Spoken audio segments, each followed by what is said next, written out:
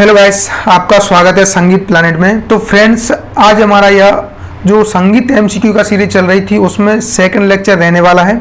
First lecture already हमने upload कर दिया है, उस पर आपका काफ़ी अच्छा रिस्पांस मिला, तो हम सेकंड लेक्चर लेकर के आए हैं। गाइस, आप सभी के लिए यहाँ से बहुत ही ज़्यादा महत्वपूर्ण क्वेश्चन की सीरीज हम चला रहे हैं, जिससे आपके एग्जाम में बहुत अधिक हेल्प देखने के लिए मिलेगी। गाइस, मैं आपको एक महत्वपूर्ण जानकारी बता देता हूं कि बीपीएससी ने अपना एग्जाम शेड्यूल जारी कर दिया गया है। उसमें आपका जो संगीत का पेपर है वह 8 तारीख को होने वाला है शिक्षा विभाग का, और आपका 11-12 का रहने वाला है आपका 16 तारीख को।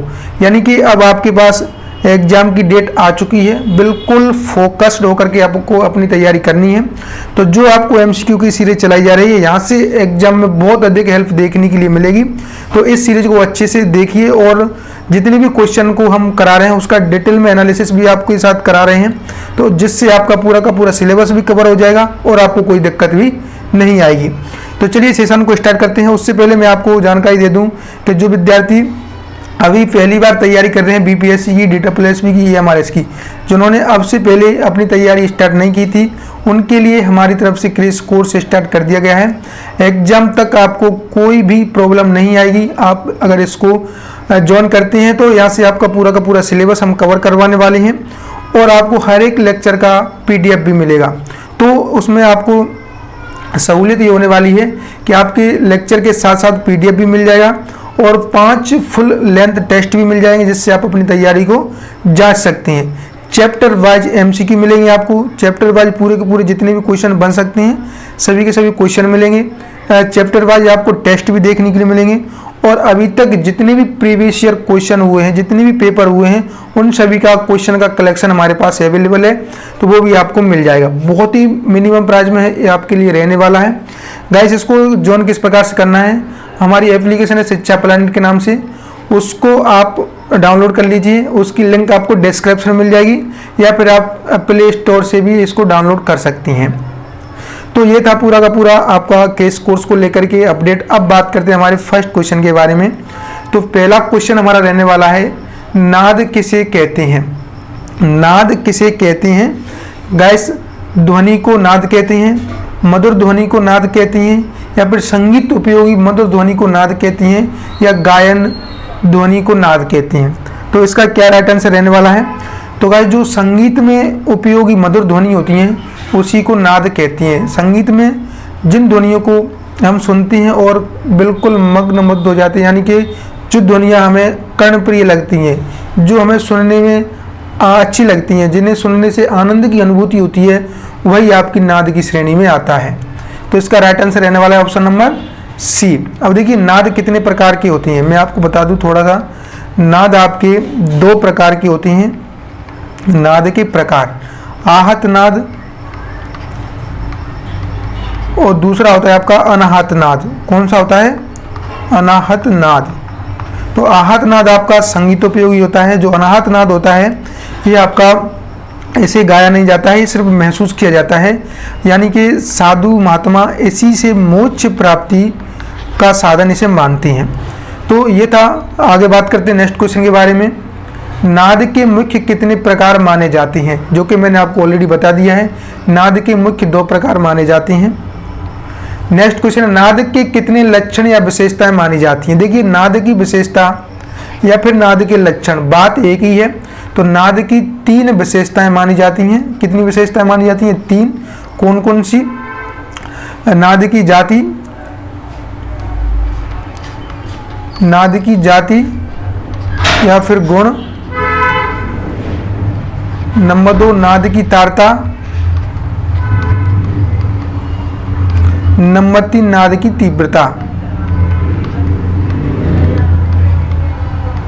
तो इस प्रकार से आपकी नाद की 3 विशेषताएं मानी जाती हैं। आगे बात करते हैं नेक्स्ट क्वेश्चन के बारे में। क्या नाद के नियम 3 लक्षण माने जाते हैं? बिल्कुल। नाद के आपके जो 3 नियम होते हैं, पिच, इसी को तारता कहते हैं, नाद का ऊंचा नीचापन, इंटेंसिटी आपका तीव्रता कहलाता है, नाद का छोटा बड़ापन, टिम्बर या जाति जिसे नाद के गुण कहते हैं, यह तीनों ही आपके नाद के गुण माने जाते हैं। तो ऑप्शन नंबर D आप यहाँ पर लिख सकती हैं, ये सभी। तो इसका राइट आंसर क्या रहने वाला है? Option number D। तो नाद की 3 लक्षण होती हैं, 3 विशेषताएं होती हैं। आगे बात करते हैं, नाद की तारता किस पर निर्भर करती है। तो गाइस जो नाद की तारता है या आपकी नाद की तारता किस पर निर्भर करती है, आंदोलन संख्या पर, तीव्रता पर, कंप विस्तार पर या फिर स्वरों की जाति पर। तो नाद की तारता आपकी किस पर निर्भर करती है, तो यह करती है आपकी आंदोलन संख्या पर। किस पर निर्भर करती है, आपकी आंदोलन संख्या पर। अगर आंदोलन संख्या आपको ऑप्शन में नहीं मिले तो आपको आवृत्ति भी मिल सकता है, आवृत्ति पर। तो जो नाद की तारता है या आंदोलन संख्या या फिर आवृत्ति पर निर्भर करती है। नेक्स्ट क्वेश्चन के बारे में बात करते हैं, नाद की तीव्रता किस पर निर्भर करती है। जो नाद की तीव्रता है यह किस पर निर्भर करती है, कंपन पर, कंप विस्तार पर, तीव्र स्वर पर या फिर तार सप्तक पर। तो जो आपकी नाद की तीव्रता है ये आपकी कंप विस्तार पर निर्भर करती है। किस पर करती है, कंप विस्तार पर। इसे आघात शक्ति भी बोला जाता है। जैसे अपन किसी भी वाद्य पर आघात करते हैं तो जितना उसका कंप विस्तार होता है उसी पर आपकी तीव्रता निर्भर करती है। तो यहाँ से ये भी आपको एग्जाम में पूछा जा सकता है, कंप विस्तार की जगह पर आघात शक्ति भी ऑप्शन में मिल सकता है। तो आपको यहाँ से कंफ्यूज नहीं होना है। नेक्स्ट बात करते हैं, नाद की जाति या गुण किस पर निर्भर करती है। जो नाद की जाति या गुण होती है, टिम्बर जिसे बोला जाता है, वो किस पर निर्भर करती है। तो गैस नाद की जो जाति होती है या सहायक नादों पर निर्भर करती है। इसे स्वयंभू स्वर भी बोला जाता है। क्या बोला जाता है, स्वयंभू स्वर। स्वयंभू स्वर से ही आपकी सहायक नाद भी बोला जाता है। तो इसी से आपकी जाति और गुण इसी पर निर्भर करती हैं। तो ये दो नाम मैं आपको इसलिए बता रहा हूँ क्योंकि सहायक नाद की जगह पर स्वयंभू स्वर भी पूछा गया है, इसलिए आपको एग्जाम में कोई भी ऑप्शन मिले आपको कंफ्यूज नहीं होना है। नेक्स्ट क्वेश्चन के बारे में बात करते हैं, तार की लंबाई कम होने से प्रति सेकंड आंदोलन संख्या पर क्या प्रभाव पड़ता है। तो गाइस जब तार की लंबाई कम हो जाती है तो आपका जो आंदोलन है उस पर क्या प्रभाव पड़ता है। देखिए यहाँ से मैं आपको थोड़ा सा बता दूं, जैसे सितार है आपका, सितार में आपके तार होते हैं, तत्वाद्य आपका। तो जब सितार के तार पर तापमान बढ़ता है, देखिए जब तापमान बढ़ता है तो सितार का जो तार होता है किसी भी धातु का, सितार का ही नहीं बल्कि किसी भी तत्वाद्य का कह सकते हैं, या फिर धातु के बारे में यह जानकारी आ रही है कि जब तापमान बढ़ता है तो धातु की जो लंबाई है वह फैल जाती है। क्या हो जाता है, फैल जाती है। बिकॉज यह पिघलने के कारण इसकी लेंथ में थोड़ा सा इंक्रीजमेंट हो जाता है। तो यहाँ से सिर्फ यही होता है कि जब लेंथ बढ़ती है तो आपका जो आंदोलन संख्या है वह घटता है, जब लेंथ घटती है तो आंदोलन संख्या बढ़ती है। तो इसी से आप यहाँ पर देख सकते हैं, तार की लंबाई जब कम होगी तो आपकी आंदोलन संख्या क्या हो जाता है, बढ़ जाता है। ठीक है, नेक्स्ट क्वेश्चन के बारे में बात करते हैं, तार की लंबाई अधिक होने से आंदोलन संख्या प्रति सेकंड क्या प्रभाव पड़ेगा। अभी मैंने आपको बताया था कि जब तार की लंबाई अधिक हो जाएगी तो आंदोलन संख्या पर क्या प्रभाव पड़ेगा, तो ये आपकी घट जाएगी। क्या हो जाएगा, घट जाएगी। जब तार की लंबाई कम होगी तो आंदोलन संख्या क्या हो जाएगा, बढ़ जाएगी। आंदोलन संख्या बढ़ने का मतलब होता है आपकी आवाज़ तेज हो जाएगी, आवाज़ यानी कि तेज हो जाएगी। घटने का मतलब होता है आवाज़ धीमी हो जाएगी, धीमी। जब आवाज़ धीमी हो जाएगी तो आंदोलन संख्या पर क्या प्रभाव पड़ेगा, आंदोलन आपका कम होगा। तो ये रहता है पूरा का पूरा इसमें तापमान का और उस आपके तार का पूरा प्रभाव। आगे बात करते हैं नेक्स्ट क्वेश्चन के बारे में, सितार में तार सप्तक के पर्दे डांठ में कहाँ पर होते हैं। जो आपका सितार है उसमें तार सप्तक के पर्दे कहाँ पर होते हैं। तो गाइस सितार में तार सप्तक के पर्दे आपके कहाँ पर होते हैं, ऊपर होते हैं, नीचे होते हैं, नहीं होते हैं या फिर मध्य में होती हैं। देखिए सितार में तार सप्तक के पर्दे आपके हमेशा कहाँ पर होते हैं, नीचे होते हैं। ये चीज़ आपको पता होना चाहिए। आगे बात करते हैं नेक्स्ट क्वेश्चन के बारे में, वायलिन में तार सप्तक के स्वर पर पटरी में होता है। देखिए वायलिन आपका, जो वायलिन में तार सप्तक के स्वर पर पटरी में कहाँ पर होती हैं। तो ये चीज़ आपको पता होना चाहिए कि वायलिन में तार सप्तक के स्वर आपके ऊपर होते हैं और आपका जो सितार है उसमें तार सप्तक के स्वर कहाँ पर होते हैं, नीचे। तो ये चीज़ आपको पता होना चाहिए, वेरी इंपॉर्टेंट है। जब हम वाद्य पढ़ाएंगे तो ये सब चीज़ें हम उसमें इंक्लूड रहता है। सारे के सारे जितने भी क्वेश्चन हैं, हम जो भी सिलेबस का आपको कवर करवाते हैं उन्हीं से उठाए हुए हैं, और जो भी हम सिलेबस कंप्लीट करवाते हैं उससे कोई भी क्वेश्चन एग्जाम में बाहर नहीं जाता है। अगर आप इस क्वेश्चन सीरीज को अच्छे से अटेम्प्ट करेंगे, जितने भी हम लेक्चर लेकर के आएंगे, अगर आप शुरू से लेकर के एंड तक सभी को देखेंगे विथ आपका कॉन्सेप्ट के साथ, तो आपको एग्जाम में कोई भी प्रॉब्लम नहीं आएगी, यानी कि आप यहीं से पूरा का पूरा सिलेबस कवर कर जाएंगे। और उसके लिए अगर आपको और भी अधिक तैयारी करनी है तो हमने क्रैश कोर्स स्टार्ट कर दिया है, जिससे आपके एग्जाम तक पूरा का पूरा सिलेबस, आपको नोट्स और आपको टेस्ट सब कुछ वहाँ पर फैसिलिटी अवेलेबल है। आगे बात करते हैं नेक्स्ट क्वेश्चन के बारे में। मनुष्य कम से कम कितनी आवृत्तियों की ध्वनि को सुन सकता है? देखिए, मनुष्य कितनी कम से कम आवृत्ति की ध्वनि को सुन सकता है और कितनी अधिक से अधिक आवृत्ति की ध्वनियों को सुन सकता है? तो देखिए 15 आवृत्ति या फिर 16, 20 या फिर 40। तो ये आपको पता होना चाहिए कि मनुष्य कम से कम कितनी आवृत्ति की ध्वनियों को सुन सकता है। तो यह सुन सकता है आपका 16 आवृत्ति की ध्वनियों को मनुष्य सुन सकता है कम से कम। अगर अधिक से अधिक बात की जाए तो आपका 38,000 हर्ट्ज आपका आवृत्ति का मनुष्य कानों द्वारा सुनाई दे सकता है। आगे बात करते हैं नेक्स्ट क्वेश्चन के बारे में। मनुष्य अधिक से अधिक कितनी आवृत्तियों की ध्वनियों को सुन सकता है? तो मैंने बता दिया है, मनुष्य 38,000 आवृत्तियों की ध्वनियों को सुन सकता है। ठीक है, आगे बात करते हैं नेक्स्ट क्वेश्चन के बारे में। एक सप्ताह में कितनी श्रुतियां मानी जाती हैं? तो गाइस, एक सप्ताह में आपकी कितनी श्रुतियां मानी जाती हैं? 22, 24, 26 या फिर 44। तो मैंने आपको पिछली वीडियो में भी ये क्वेश्चन बताया था कि एक सप्ताह में आपकी 22 श्रुतियाँ होती हैं। 22 श्रुतियों के नाम आपको पता होना चाहिए। आजकल एग्जाम में क्वेश्चन कितनी श्रुति हैं यह नहीं पूछा जा रहा है, बल्कि कौन सी श्रुति ऐसे पूछा जाता है, निम्न में से कौन सी श्रुति है। 3 आपको अदर मिलेंगे, 1 श्रुति का नाम मिलेगा। तो ये चीज़ आपको पता होना चाहिए। आगे बात करते हैं नेक्स्ट क्वेश्चन के बारे में।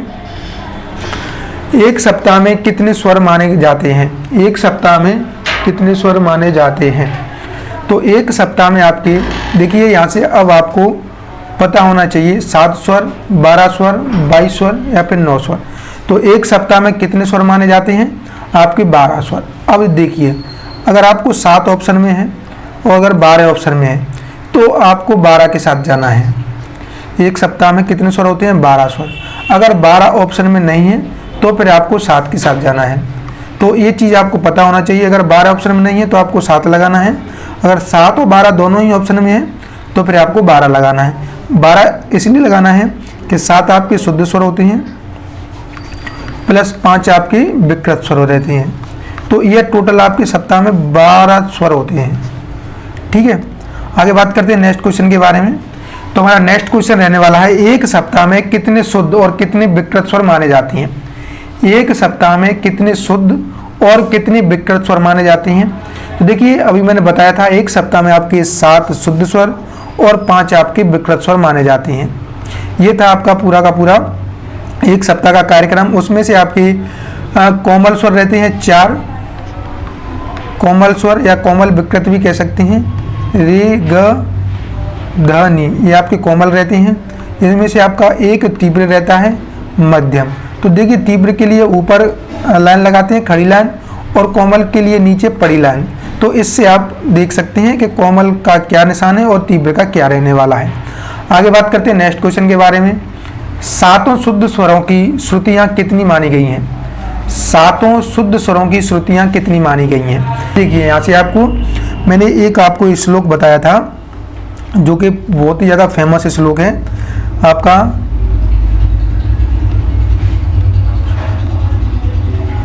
रहने वाला है चतुश्चैव षड्ज मध्यम पंचमा द्विद्वि निषाद गांधारो तिस्त्री ऋषभ देवतो। तो इससे आप अपना जो श्रुतियाँ हैं, किस स्वर की कितनी श्रुति हैं, उससे पता लगा सकते हैं। देखिए, आपका 4 किसकी हैं? चतुश्चैव षड्ज मध्यम पंचमा। तो सा, म और पा की कितनी है? 4। द्विद्वि निषाद गांधारो, तो निषाद की और गांधारी कितनी है? 2। इसी श्लोक से आप पता लगा सकते हैं। और तिस्त्री ऋषभ देवतो, तो 3 किसकी हैं? ऋषभ की और देवत की। तो इस प्रकार से आपका श्रुतियों का क्रम रहता है, किस स्वर की कितनी श्रुति है तो आपको यहाँ पर option number A is the right answer. क्या रहने वाला है? Option number A is the right answer. अब आगे बात करते हैं नेक्स्ट क्वेश्चन के बारे में। निम्न में से कौन सा कथन सत्य है? निम्न में से कौन सा कथन सत्य है? आधुनिक काल में प्रत्येक स्वर अपनी प्रथम श्रुति पर माना गया है। प्राचीन काल में प्रत्येक स्वर अपनी प्रथम श्रुति पर माना गया है। प्राचीन काल में शुद्ध ठाट काफी माना जाता था। आधुनिक काल में बिलावल को शुद्ध ठाट माना जाता है। अब देखिए यहाँ से आपको देखना है, आधुनिक काल में जो भातखंडे जी का समय था उसमें प्रत्येक स्वर अपनी प्रथम श्रुति पर माना गया है, बिल्कुल सही है। प्राचीन काल में शुद्ध ठाट काफी था। आधुनिक काल में बिलावल को शुद्ध ठाट माना गया है, ये भी बिल्कुल सही है। तो अब यहाँ से क्वेश्चन में थोड़ी सी मिस्टेक लग रही है, या तो यहाँ पर हो सकता है कौन सा असत्य है। तो आपको असत्य यहाँ पर दिखाई दे रहा है कि प्राचीन काल में प्रत्येक स्वर अपनी प्रथम श्रुति पर माना गया है, ये असत्य है। बल्कि यहाँ पर होने वाला है कि प्राचीन काल में प्रत्येक स्वर अपनी अंतिम श्रुति पर माना गया है। प्रत्येक स्वर अपनी अंतिम श्रुति पर रहने वाला है। तो ये आपका सही है, ये आपका यहाँ पर रॉन्ग हो जाता है। अब अकॉर्डिंग टू क्वेश्चन आपको देखना है कि क्वेश्चन किस प्रकार से पूछा जा रहा है। इसमें थोड़ा सा मुझे यहाँ पर मिस्टेक लग रही है। आगे बात करते हैं नेक्स्ट क्वेश्चन के बारे में। भरत ने विकृत स्वर के लिए क्या शब्द प्रयोग किया है? तो भरत जी ने विकृत स्वर के लिए क्या शब्द प्रयोग किया है? विकृत, साधारण, विशिष्ट या फिर दीप्ता। तो भरत ने विकृत स्वर के लिए क्या शब्द प्रयोग किया है? तो भरत ने विकृत स्वर के लिए साधारण शब्द का प्रयोग किया है। कौन से शब्द का प्रयोग किया है? साधारण शब्द का। अब देखिए यहाँ से भरत जी ने दो विकृत स्वर माने हैं, गंधार और निषाद, अंतर्गंधार और कांकली निषाद। आगे बात करते हैं। आचार्य भरत ने एक सप्तक में कितनी श्रुतियां मानी हैं? तो आचार्य भरत जी ने एक सप्तक में आपकी 22 श्रुतियां मानी हैं। टोटल आपकी 22 श्रुतियों के बारे में जानकारी आचार्य भरत जी के सप्तक से मिलती है। आगे बात करते हैं, भरत ने कितने शुद्ध और विकृत स्वर माने हैं? भरत ने कितने शुद्ध और विकृत स्वर माने हैं? तो भरत जी ने 7 शुद्ध और 2 विकृत स्वर माने हैं। 7 शुद्ध आपके सा, रे, ग, म, प, ध और नी। और आपके जो विकृत स्वर हैं 2, वो कौन कौन से रहने वाले हैं? अंतर्गंधार और काकली निषाद। अंतर्गंधार और काकली निषाद। तो ये आपके यहाँ पर 2 विकृत हैं और यहाँ पर 7 आपके शुद्ध स्वर हैं। अब देखिए यहाँ से एक चीज है कि आपको भरत जी ने सा, रे, ग, म, प, ध, नि नहीं बोला है ना। भरत जी ने बोला था षडज, ऋषभ, गंधार, मध्यम, पंचम, दैवत और निषाद। ये तो मैंने आपके लिखने की सहूलियत के लिए यहाँ पर ये शॉर्ट में बता दिया है। आगे बात करते हैं, भरत के विकृत स्वरों के नाम क्या हैं? तो भरत के विकृत स्वरों के नाम कौन कौन से हैं? तो मैंने अभी आपको बताया था अंतर्गंधार और काकली निषाद। भरत जी के विकृत स्वर कौन कौन से थे? 2, अंतर्गंधार और काकली निषाद। आगे बात करते हैं, भरत के षडज ग्राम में पंचम किस श्रुति पर था? तो भरत जी का जो षडज ग्राम था उसमें भरत जी का जो षडज ग्राम था उसमें पंचम किस श्रुति पर था? तो पंचम कौन सी श्रुति पर था भरत जी के षडज ग्राम में? तो भरत जी के षडज ग्राम में पंचम था 16वीं श्रुति पर। और यहाँ पर मध्यम ग्राम में यहाँ पर षडज ग्राम में 17वीं श्रुति पर था। और आपका मध्यम ग्राम में आपका 16वीं श्रुति पर था। तो यहाँ से क्वेश्चन एक और बनता है कि जो एक श्रुति पंचम उतरा था मध्यम ग्राम में, इसे भरत जी ने क्या नाम दिया था? तो एक श्रुति नीचे उतरने को भरत जी ने प्रमाण श्रुति बोला था। क्या बोला था? प्रमाण श्रुति के कारण पंचम एक श्रुति मध्यम ग्राम में उतरा था। तो ये क्वेश्चन एग्जाम में पूछा जाता है। आगे बात करते हैं नेक्स्ट क्वेश्चन के बारे में कि भरत के मध्यम ग्राम में पंचम किस श्रुति पर था? तो मैंने बता दिया है कि भरत के मध्यम ग्राम में पंचम 16वीं श्रुति पर था। और जो एक श्रुति नीचे उतरने को क्या बोला गया था? प्रमाण श्रुति। तो भरत जी ने षडज और मध्यम ग्राम के पंचमों के अंतर को क्या संज्ञा दी? जो मध्यम ग्राम और पंचम ग्राम में मध्यम ग्राम और षडज ग्राम में जो पंचम का अंतर था, पंचम का अंतर ये भी आ सकता है पंचम का अंतर को प्रमाण श्रुति की संज्ञा भरत जी ने दी थी। तो ये था आपका महत्वपूर्ण क्वेश्चनों का कलेक्शन। अगर आपको वीडियो अच्छी लग रही हो तो वीडियो को लाइक जरूर करें और चैनल को सब्सक्राइब जरूर कर लें। गैस, इस वीडियो को आप अपने सभी ग्रुपों में शेयर कर दें, जिससे आपके जितने भी फ्रेंड सर्कल में जितने भी आपके भाई बहन हैं सभी को हेल्प देखने के लिए मिल सके। बिकॉज यहाँ से आपका एग्जाम के दृष्टिकोण से जितने भी इंपॉर्टेंट क्वेश्चन बन सकते हैं सभी के सभी आपको यहाँ पर मिलने वाले हैं। आगे बात करते हैं, प्रमाण श्रुति की दूरी भरत ने किस प्रकार मानी है। तो गैस, प्रमाण श्रुति की दूरी भरत जी ने किस प्रकार प्राप्त की। जो प्रमाण श्रुति थी उसको भरत जी ने किस प्रकार से प्राप्त किया था, तो इसका राइट आंसर आपका रहने वाला है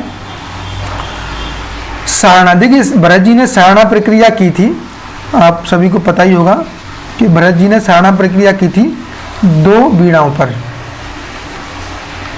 उसमें पहली वीणा थी आपकी चल वीणा, जिसे अध्रुव वीणा भी बोला जाता था, इसका नाम क्या था, अध्रुव वीणा। और दूसरी थी आपकी अचल वीणा। दूसरी कौन सी थी, अचल वीणा, इसे ध्रुवा वीणा भी बोला जाता था। तो इन दोनों पर भरत जी ने 7 तारों का प्रयोग किया और उसमें 7 तारों को बांध करके आपकी जो सारणा प्रक्रिया थी उसको पूरा कंप्लीट किया था। उसी से आपकी जो प्रमाण श्रुति थी उसका जानकारी मिली थी। आगे बात करते हैं नेक्स्ट क्वेश्चन के बारे में, 27 नंबर का। भरत ने सारणा प्रक्रिया में वीणा पर कितने तार बांधे थे।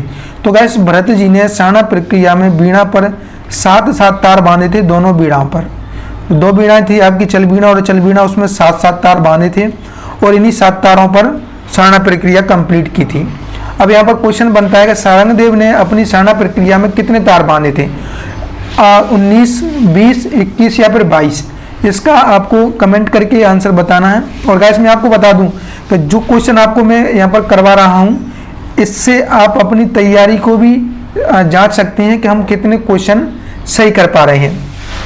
तो साथ ही साथ आपको अपना जो क्वेश्चन है काउंट करते हुए चलना है कि हमारे कितने क्वेश्चन सही यहाँ पर हो रहे हैं। तो सारंगदेव ने सारणा प्रक्रिया में आपकी 22 तारों को लिया था, 22 तारों को उन्होंने सारणा प्रक्रिया में प्रयोग में लाया था।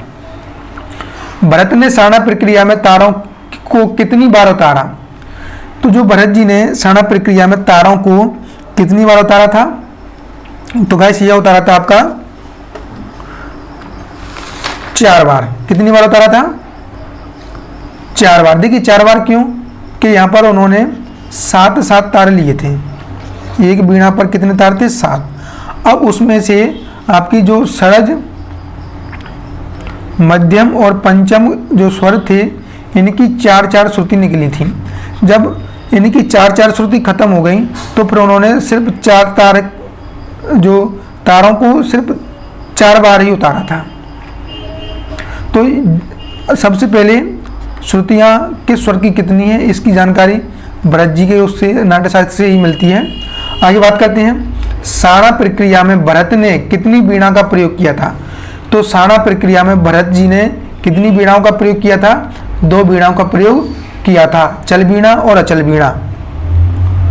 आगे बात करते हैं नेक्स्ट क्वेश्चन के बारे में, भरत ने षड्ज के 4 श्रुतियों का क्या नाम रखा। भरत जी ने षड्ज की 4 श्रुतियों को क्या नाम रखा था। तो देखिए मैंने आपको बताया था कि आपकी जो 22 श्रुतियाँ हैं, 22 श्रुतियों के नाम आपको पता होना चाहिए, क्योंकि क्वेश्चन आजकल इसी प्रकार का पूछा जाता है। तो यह क्वेश्चन आपके एग्जाम के दृष्टिकोण से बहुत ही ज़्यादा महत्वपूर्ण है, तो आपको पता होना चाहिए। तो भरत ने षड्ज के 4 श्रुतियों का क्या नाम रखा था, तीव्रा, कुमुदती, मंदा और छंदोवती। ये 4 श्रुतियाँ थी आपकी षड्ज की। अब देखिए आपको श्रुतियों को के बारे में पूरी की पूरी जानकारी होना चाहिए। तीव्रा, कुमुदती, मंदा, छंदोवती, दयावती, रजनी, रक्त का, रोधी, क्रोधा, वर्ज का, प्रसारणी, प्रीति, मार्जनी, चिति। इस प्रकार से आपको 22 की 22 श्रुतियाँ फिंगर टिप्स पर याद होना चाहिए। आगे बात करते हैं नेक्स्ट क्वेश्चन के बारे में, भरत ने श्रुति की 5 जातियाँ कौन सी मानी हैं। तो भरत जी ने श्रुति की 5 जातियाँ मानी हैं, वो कौन कौन सी मानी हैं, मंदा, छंदोवती, दयावती, रुद्रा, क्रोधा, दीप्ता, आयता, करुणा, मृदु, मध्या, श्रृंगार, करुण, रौद्र, वात्सल, शांत, चतस्त्र, मिश्र, त्रिस्त्र, खंड, संकीर्ण। ये आपकी 5 जातियाँ इनमें से कौन सी रहने वाली हैं। तो आपका राइट आंसर रहने वाला है ऑप्शन नंबर बी। देखिए, दीप्ता, आयता, करुणा, मृदु, मंद्या, यह आपकी 5 जातियां हैं श्रुतियों की। अब यहाँ से ये भी बनता है कि किस जाति में आपका सर्वाधिक श्रुतियाँ रहने वाली हैं, किस जाति में सबसे कम रहने वाली हैं। तो देखिए, इसके बारे में अपन नेक्स्ट वीडियो पर चर्चा करेंगे। अगर आपकी डिमांड रही तो यहाँ पर टाइम बहुत कम है, हम जैसे जैसे क्वेश्चन बढ़ते जा रहे हैं उसी प्रकार से हम आगे बढ़ते जा रहे हैं। देखिए, पूरा डिटेल में अपन चर्चा करेंगे तो फिर एक एक क्वेश्चन पर हम 5-5, 10-10 मिनट बात करेंगे तो वीडियो बहुत बड़ी हो जाएगी। आप अगर अच्छे से प्यार दिखाएंगे, अच्छे से सपोर्ट करेंगे, चैनल को सब्सक्राइब करेंगे, वीडियो को लाइक करेंगे, शेयर करेंगे, तो हम जो छोटे छोटे टॉपिक हैं, जो क्वेश्चन बनता है जिनसे एग्जाम में, उस पर अपन अलग अलग से छोटी छोटी वीडियो लेकर के आपको प्रोवाइड करवा देंगे। आगे बात करते हैं नेक्स्ट क्वेश्चन के बारे में। भरत काल में किसका गायन होता था? तो भरत काल में किसका गायन होता था? राग का होता था, जाति का, मूर्छना का, आरोह अवरोह का। तो भरत काल में किसका गायन होता था? गाइस, भरत काल में आपका जाति गायन था। भरत काल के समय में कौन सा गायन था? जाति गायन। तो भरत जी ने जाति कितनी बताई हैं? 18 जातियां बताई हैं, षडज ग्राम में और मध्यम ग्राम में। षडज ग्राम में और आपकी मध्यम ग्राम में। षडज ग्राम में कितनी जातियां थी? 7 थी। मध्यम ग्राम में कितनी थी? आपकी 11 थी।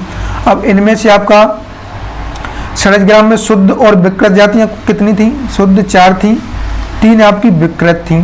तो ये आपका इस प्रकार से रहने वाला है। मध्यम ग्राम में आपकी शुद्ध कितनी थी? तो शुद्ध थी आपकी 3 और आपकी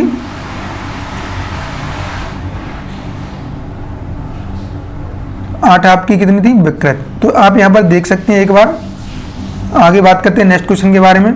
भरत ने जाति के कितने लक्षण माने हैं? तो भरत ने जाति के कितने लक्षण माने हैं? भरत जी ने जाति के आपके 10 लक्षण माने हैं। कितने लक्षण माने हैं? 10। आगे बात करते हैं नेक्स्ट क्वेश्चन के बारे में। भरत ने कितनी जातियां मानी हैं? तो भरत जी ने कितनी जातियां मानी हैं? 10, 12, 16, फिर 18। तो भरत जी ने कितनी जातियां मानी हैं? भरत जी ने आपकी 18 जातियां मानी हैं, मैंने आपको अभी बताया था। आगे बात करते हैं, भरत ने सभी जातियों को किन वर्गों में बांटा है? तो भरत जी ने सभी जातियों को कितने वर्गों में बांटा है? शुद्ध अशुद्ध, शुद्ध या तीव्र, शुद्ध या फिर विकृत, मंद या फिर तार। तो देखिए, भरत जी ने अपनी सभी जातियों को शुद्ध और विकृत जातियों में बांटा है। किस में बांटा है? शुद्ध और विकृत जातियों में। आगे बात करते हैं, भरत ने शुद्ध और विकृत जातियों की कितनी संख्या मानी है? तो भरत जी ने शुद्ध और विकृत जातियों की संख्या जो मानी है आपकी 7 शुद्ध और 11 विकृत। ये मैंने ऑलरेडी आपको अभी बताया था। 7 शुद्ध जातियां हैं, 11 विकृत जातियां हैं। अब यहाँ पर आप देख सकते हैं कि 18 जातियों की उत्पत्ति षडज और मध्यम ग्रामों में किस प्रकार से मानी गई है। तो 38 नंबर का क्वेश्चन है। षडज ग्राम में 4 शुद्ध, 3 विकृत, मध्यम ग्राम में 3 शुद्ध, 8 विकृत, षडज ग्राम में 3 शुद्ध, 4 विकृत, मध्यम ग्राम में 8 शुद्ध, 3 विकृत, षडज ग्राम में 2 शुद्ध, 5 विकृत, मध्यम ग्राम में 4 शुद्ध, 7 विकृत, षडज ग्राम में 1 शुद्ध, 6 विकृत, मध्यम ग्राम में 5 शुद्ध, 6 विकृत। इनमें से आपको पता होना चाहिए कि भरत जी ने जो 18 जातियों को षडज ग्राम और मध्यम ग्राम में किस प्रकार से बांटा है। तो देखिए, इसका राइट आंसर आपका रहने वाला है ऑप्शन नंबर ए। अभी मैंने आपको इसके बारे में डिस्कस भी किया था कि षडज ग्राम में आपकी 4 शुद्ध, 3 विकृत हैं। टोटल आपकी कितनी रहने वाली है? 7। मध्यम ग्राम में आपकी 3 शुद्ध, 8 विकृत हैं। यहाँ से टोटल कितनी रहने वाली हैं? 11। तो इस प्रकार से आपकी टोटल 18 जातियाँ हो जाती हैं आपकी भरत जी के द्वारा। आगे बात करते हैं नेक्स्ट क्वेश्चन के बारे में। नेक्स्ट क्वेश्चन हमारा रहने वाला है, दक्षिणी संगीत में एक सप्तक में कितनी श्रुतियाँ मानी गई हैं? दक्षिणी संगीत में एक सप्तक में कितनी श्रुतियाँ मानी गई हैं? तो गाइस, मैं आपको बता दूं कि दक्षिणी सप्तक और आपका उत्तरी दोनों में ही आपकी 22 श्रुतियाँ हैं। दक्षिणी संगीत और आपका हिंदुस्तानी संगीत, दोनों में ही आपकी कितनी श्रुतियाँ हैं? दोनों में ही आपकी 22 श्रुतियाँ मानी गई हैं। आगे बात करते हैं नेक्स्ट क्वेश्चन के बारे में। भरत ने सप्तक में कितने संवाद माने हैं? तो भरत जी ने पूरे संगीत में कितने संवाद माने हैं? तो संगीत में आपके टोटल 2 संवाद होते हैं महत्वपूर्ण, सम संवाद और आपका सप संवाद। कितने होते हैं? आपका दो संवाद रहते हैं, सपसंवाद और आपका समसंवाद। अब देखिए आपके जो दो सप्तक हैं इनमें आपका आप देख सकते हैं स की आपकी आंदोलन संख्या कितनी रहती है 240 और आपकी म की कितनी रहती है 320। अब देखिए यहाँ से जैसे ही आप काटेंगे 8 या 24 8 चौक 32, तो 3:4 का जब अनुपात आएगा तो संवाद में 3:4 का अनुपात रहता है। अगर इसे गुणांतर में देखा जाए तो 4:3, यह उल्टा हो जाता है। तो इस प्रकार से आपका जो संवाद है वो बना है। और जी आपका सम और सप संवाद सबसे अधिक कर्णप्रिय रहता है जो कि पूरे के पूरे संगीत में। भरत ने षडज मध्यम और षडज पंचम संवाद में कितनी श्रुतियाँ मानी हैं? भरत ने षडज मध्यम और षडज पंचम संवाद में कितनी श्रुतियाँ मानी हैं? तो यह मानी है आपकी 9, 13, 8, 12, 10, 15, 9, 12। तो इस प्रकार से आपका क्वेश्चन रहने वाला है। जो संवाद होता है उसमें भरत जी ने कितनी श्रुतियाँ मानी हैं? तो 9 और 13 श्रुतियाँ भरत जी ने संवाद में मानी है। देखिए आजकल श्रुतियों से संबंधित क्वेश्चन इसी प्रकार के बन रहे हैं घुमा फिरा करके, तो आपको हर एक क्वेश्चन को अच्छे से अटेम्प्ट करना है, बारीकी से देखते हुए जरूर चलना है। आगे बात करते हैं भरत ने कितनी श्रुति अंतर पर विवादीश्वर माना है? तो देखिए भरत जी ने कितनी श्रुति पर विवादीश्वर माना है? अब यहाँ पर मैंने अभी आपको बताया था संवाद कितने पर रहता है 9 और 13वीं श्रुति पर, वहीं पर उसे संवादी भी बोला जाता है। संवादी आपका 9 या 13 पर, विवादी आपका 2 श्रुति पर। विवादी कितने पर रहता है आपका 2 श्रुति पर। तो इसका राइट आंसर रहने वाला option number B. Next question पर चर्चा करते हैं। नेक्स्ट क्वेश्चन हमारा रहने वाला है भरत का अंतर्गंधार और कांकली निषाद किन श्रुतियों पर था? भरत जी का अंतर्गंधार और कांकली निषाद किन श्रुतियों पर था?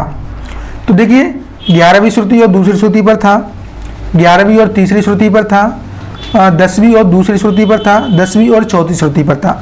तो कौन सी श्रुति पर था भरत का अंतर्गंधार और कांकली निषाद? ये चीज़ें आपको पता होना चाहिए। देखिए भरत जी का जो अंतर्गंधार था वो 11वीं श्रुति पर था और आपका जो काकली निषाद था यह दूसरी श्रुति पर था। तो यहाँ से बनता है आपका वेरी इंपॉर्टेंट क्वेश्चन, प्राचीन शुद्ध गंधार कौन सा आधुनिक स्वर है? प्राचीन शुद्ध गंधार कौन सा आधुनिक स्वर है? तो आपका प्राचीन शुद्ध गंधार आपका कौन सा आधुनिक स्वर है? तो ये चीज़ आपको पता होना चाहिए। कौन सा रहने वाला है इसका? Option number C is the right answer. Komal ग आपका आज का कोमल ग जो प्राचीन में आपका शुद्ध गंधार के समान था, शुद्ध ग के समान, कोमल ग शुद्ध ग के समान। ठीक है। आधुनिक राग में कौन सा स्वर वर्जित नहीं होता है? जो हमारा नेक्स्ट क्वेश्चन रहने वाला है, आधुनिक राग में कौन सा स्वर वर्जित नहीं होता है? तो जो आधुनिक राग हैं आपके उसमें कौन सा स्वर वर्जित नहीं होता है? षडज, गंधार, मध्यम या फिर पंचम। तो गाइस इसका राइट आंसर आपका रहने वाला है ऑप्शन नंबर ए। देखिए जो षडज होता है आपका, षडज यानी कि सा राग में कभी भी वर्जित नहीं होता है। ये वेरी इंपॉर्टेंट क्वेश्चन है क्योंकि यह आपका आधार स्वर होता है। कौन सा स्वर होता है? आधार स्वर, इसलिए यह राग में कभी भी वर्जित नहीं होता है। नेक्स्ट क्वेश्चन के बारे में बात करते हैं। सारंगदेव ने भरत द्वारा बताए गए जाति के 10 लक्षण में कौन से 3 और लक्षण जोड़ दिए गए थे? देखिए भरत ने आपका जाति के 10 लक्षण बताए थे, उसमें से जो सारंगदेव जी ने 3 और जोड़ दिए थे, यानी कि सारंगदेव ने जाति के 13 लक्षण बताए थे। वह 3 कौन कौन से थे? संन्यास, विन्यास, अंतर्मार्ग, ग्रह, अंश, न्यास, अपन्यास, अल्पत्व, बहुत, ग्रह, मंद्र और तार। तो देखिए जो भरत जी के अलावा सारंगदेव जी ने जो 3 अलग से जाति ज्ञान के लक्षण बताए थे वो थे आपके संन्यास, विन्यास और अंतर्मार्ग। नेक्स्ट क्वेश्चन हमारा रहने वाला है 47 नंबर का। देखिए नेक्स्ट क्वेश्चन हमारा षडज मध्यम और षडज पंचम में क्रमशः कितना गुणांतर होता है? जो आपका षडज और मध्यम संवाद है और षडज और पंचम संवाद है आपका। सामा और सापा संवाद आपका होता है, उसमें गुणांतर कितना होता है? देखिए 2 टर्म रहती हैं आपकी, पहला होता है अनुपात, दूसरा होता है आपका गुणांतर। तो अनुपात और गुणांतर में क्या अंतर होता है मैं आपको बताने वाला हूँ। उससे पहले हम देख लेते हैं ऑप्शन नंबर ए के बारे में। 4/3, 3/2, 3/2 या 4/3, 5/4 या 6/4, 9/8 या फिर 3/2। तो इनमें से कौन सा गुणांतर रहने वाला है आपका सामा और सापा संवाद के मध्य में? तो देखिए इसको आप किस प्रकार से निकाल सकते हैं। इसका राइट आंसर आपका रहने वाला है option number A, option number A रहने वाला है। लेकिन आपको इस प्रकार से याद नहीं करना है, आपको कैसे निकालना है वो मैं आपको निकालना बता देता हूँ। देखिए आपको सबसे पहले आंदोलन संख्या के बारे में जानकारी होना चाहिए। स की आंदोलन संख्या कितनी रहती है? 240। आपकी म की आंदोलन संख्या 320, स की आंदोलन संख्या 240, प की आंदोलन संख्या आपकी रहती है 360। अब देखिए जब आप इसको काटा पीटी करते हैं 0 से 0, 8 से काटेंगे 8 3 24, 8 चौका 32, ये आपका आ गया। इसे 3/4 भी लिख सकते हैं। ये आ गया आपका अनुपात। ये क्या है आपका अनुपात। जब अनुपात के अलावा अगर गुणांतर पूछा जाता है तो गुणांतर आपका अनुपात का उल्टा होता है। तो 4/3 या फिर यहाँ पर आप लिख सकते हैं 4:3। ये आपका क्या है? गुणांतर। यह क्या है आपका? गुणांतर। और ये भी क्या है आपका? गुणांतर। तो दोनों ही प्रकार से आप लिख सकते हैं। तो जी होता है आपका गुणांतर। अनुपात का उल्टा होता है गुणांतर। और अनुपात किस प्रकार से निकाला जाता है? आंदोलन संख्या के हिसाब से। उसी प्रकार से आप सापा में देख सकते हैं 0 से 0, 8 3 24, 8 देखिए 8 से नहीं कटेगा, ऐसे 12 से काटेंगे, 12 दूना 24, 12 3 36। तो 3 अनुपात आपका 2:3 आ गया। इसे 2/3 भी लिख सकते हैं। गुणांतर में इसका उल्टा कर देंगे 3/2 या 3:2। तो इस प्रकार से आपका गुणांतर रहता है। इस प्रकार से आपको निकलना है 4/3 या फिर और 3/2। अनुपात और गुणांतर में मैं आशा करता हूँ किसी को कोई भी दिक्कत नहीं आई होगी। आगे नेक्स्ट क्वेश्चन पर बात करते हैं। भारतीय संगीत में मूलभूत स्वर किसे माना गया है? भारतीय संगीत में, भारतीय संगीत क्या होता है आपका? हिंदुस्तानी संगीत इसी को बोला जाता है। इसमें मूलभूत स्वर क्या होता है? तो इसमें आपका मूलभूत स्वर जो कर्ता धर्ता होता है वो आपका षड्ज होता है। अभी मैंने बोला था आधार स्वर भी बोल सकते हैं, मूलभूत स्वर भी बोल सकते हैं। क्या? मूल स्वर या फिर आपका मूलभूत स्वर। तो इस प्रकार से आपका रहता है सा बहुत ही महत्वपूर्ण आपका स्वर है पूरे संगीत में। प्रत्येक ग्राम में कितनी मूर्छनाएं मानी गई हैं? जो हमारा 49 वाला क्वेश्चन है, प्रत्येक ग्राम में कितनी मूर्छनाएं मानी गई हैं? तो प्रत्येक ग्राम में आपकी कितनी मूर्छनाएं मानी गई हैं? 7।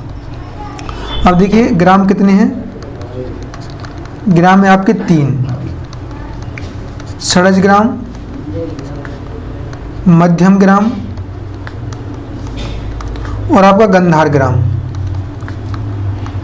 3 आपके ग्राम हैं।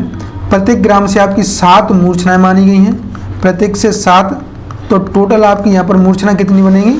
21। तो इस प्रकार से आपकी मूर्छनाओं का पूरा टॉपिक रहता है, जो कि मैंने ऑलरेडी आपको डिस्कस कर दिया है। आगे बात करते हैं। श्रुत्यांतर की दृष्टि से मूर्छना और अवरोह में क्या अंतर होता है? श्रुत्यांतर की दृष्टि से मूर्छना और अवरोह में क्या अंतर होता है?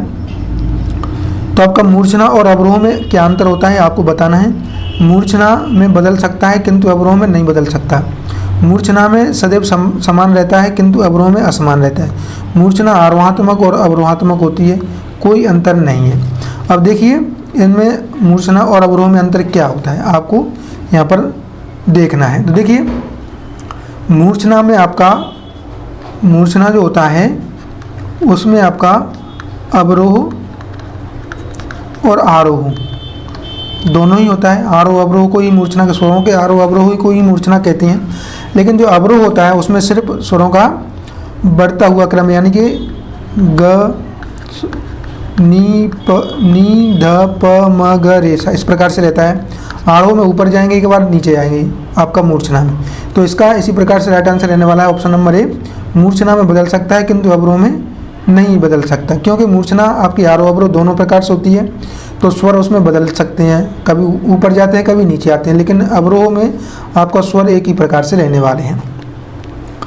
आगे बात करते हैं नेक्स्ट क्वेश्चन के बारे में। सारंगदेव को ग्राम के प्रत्येक मूर्छना को षडज से प्रारंभ करने पर क्या होगा। देखिए सारंगदेव को ग्राम के प्रत्येक स्वर मूर्छना को षडज से प्रारंभ करने पर, तो इसमें आपका क्या रहने वाला है, अनेक विकृत स्वरों की पहचान होती है, भरत पद्धति का विरोध हुआ, एक नवीन विधि का खोज हुआ, कोई लाभ नहीं हुआ।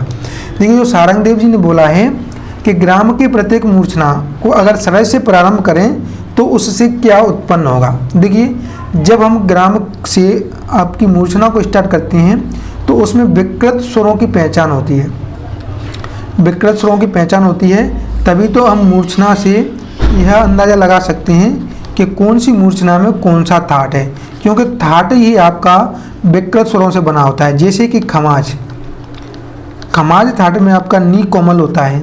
अब नी कोमल किस प्रकार से पता चला, आपकी मूर्छना करने से, तो मूर्छना से आपका विकृत स्वरों की जानकारी मिलती है। आगे बात करते हैं नेक्स्ट क्वेश्चन के बारे में। सारंगदेव ने अपने ग्रंथ संगीत रत्नाकर में कितने गमक बताए हैं। वेरी इंपॉर्टेंट क्वेश्चन है। तो सारंगदेव जी ने कितने गमक बताए हैं, 5, 10, 15 या फिर 20। आपको यहाँ पर बताना है कि सारंगदेव जी ने कितने गमक बताए हैं। तो देखिए सारंगदेव जी ने आपके 5-10 गमक बताए हैं। 5-10 गमक, 5-10 गमक का मतलब होता है 15। ये आपका 15 गमक सारंगदेव जी के अनुसार हैं। अगर यहाँ पर ये भी पूछ सकता है कि दक्षिणी संगीत में कितने गमक हैं, तो दक्षिणी संगीत के गमक के बारे में आपको पता होना चाहिए। तो 10 विध गमक, 10 विध गमक कहाँ पर जानकारी मिलती है, आपका दक्षिणी संगीत में, या फिर इसे कर्नाटक संगीत भी बोला जाता है। आगे बात करते हैं नेक्स्ट क्वेश्चन के बारे में। भरत काल में जाति गायन के प्रारंभिक स्वर को क्या कहते हैं। तो भरत काल में जाति गायन के प्रारंभिक स्वर को क्या कहा जाता है, गृह स्वर, वादी स्वर, अंश स्वर या फिर न्यास स्वर। तो देखिए आपका जो भरत काल था उसमें प्रारंभिक स्वर को गृह स्वर बोला जाता था। क्या बोला जाता था, आपका गृह स्वर। अब यहाँ पर यह क्वेश्चन बन सकता है कि जाति गायन में गृह स्वर की संख्या कितनी थी। तो ये थी आपकी 56। जाति गायन में 56 गृह स्वर थे। आगे बात करते हैं नेक्स्ट क्वेश्चन के बारे में।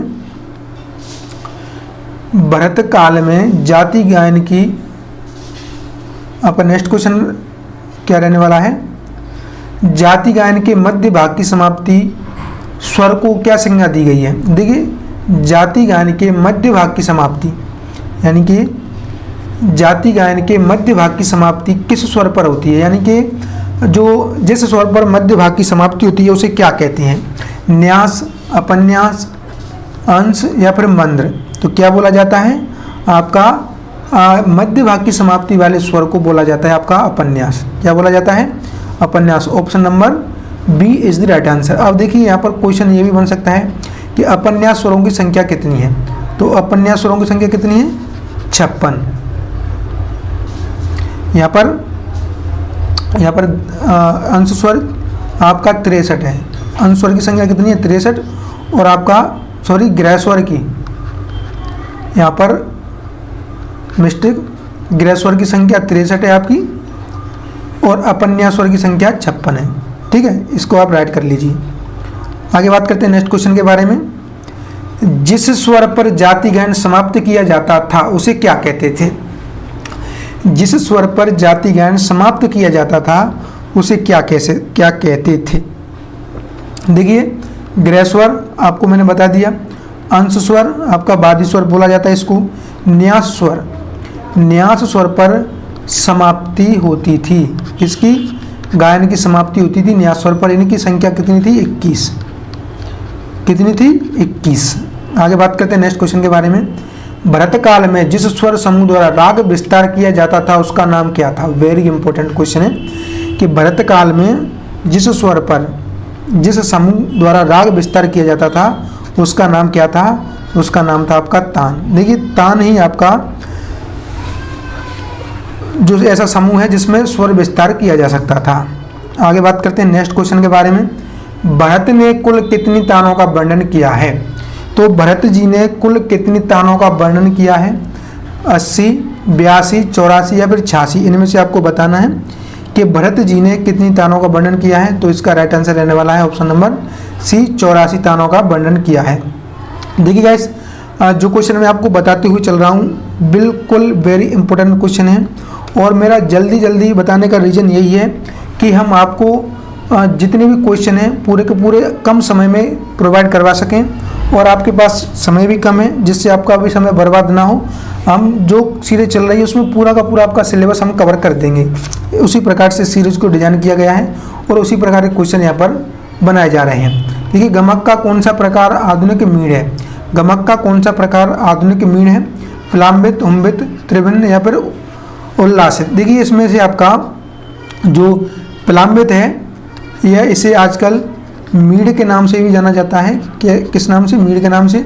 अब देखिए, प्लाम्बित का जो मात्रा काल है 3/4 मात्रा काल में इसे गाया जाता है। तो यहाँ से वेरी इंपॉर्टेंट क्वेश्चन है। अब देखिए, हुम्बित के बारे में बात करते हैं। हुम्बित क्या होता है? हृदय पर जोर लगाकर जो गमक ली जाती है उसे हुम्बित कहते हैं। हृदय पर जोर लगाकर, ठीक है। अब बात करते हैं त्रिभिन्न। त्रिभिन्न क्या होता है? एक साथ 3 स्वरों का कण के रूप में प्रयोग। एक साथ 3 स्वरों का कण के रूप में प्रयोग आपका क्या कहलाता है? यह आपका कहलाता है त्रिभिन्न। अब देखिए, उल्लासित क्या होता है? क्रम पूर्वक आरोह करना। क्रम पूर्वक आरोह करना ही आपका उल्लासित कहलाता है। तो इस प्रकार से आपकी गमकों के बारे में थोड़ी सी जानकारी थी। आगे बात करते हैं सारंगदेव ने, क्वेश्चन नंबर आपका 59 है। सारंगदेव काल में तान रचना के लिए किस विधि का प्रयोग होता था?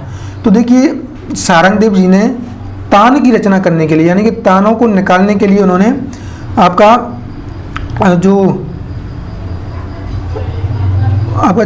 एक प्रकार अपनाया था। उसका प्रकार का नाम था आपका बीज गणित या फिर गणित या फिर खंडमेरु या फिर सांख्यिकी।